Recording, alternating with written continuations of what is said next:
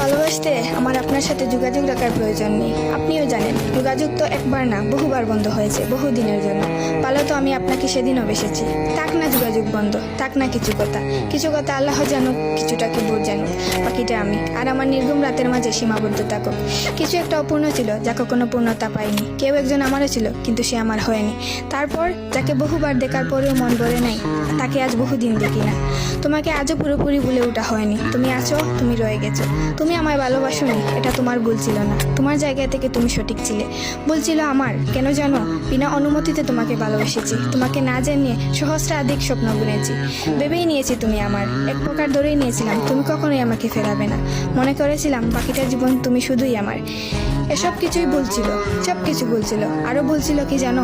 আমি বোধহয় জানতাম তুমি ঘৃণা করতে পারো না, তুমি অবহেলা করতে জানো না, তুমি তুচ্ছ তাচ্ছিল্য করতে জানো না, তুমি অসহায় করে দিতে জানো না, তুমি অপমানের সুরে কথা বলতে জানো না।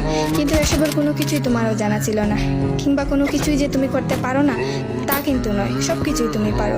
পুরো চিন্তা ভাবনাই ছিল ভুল। যে আমি ভেবেছিলাম তুমি ঠিক তার উল্টো দিকেই ছিলে।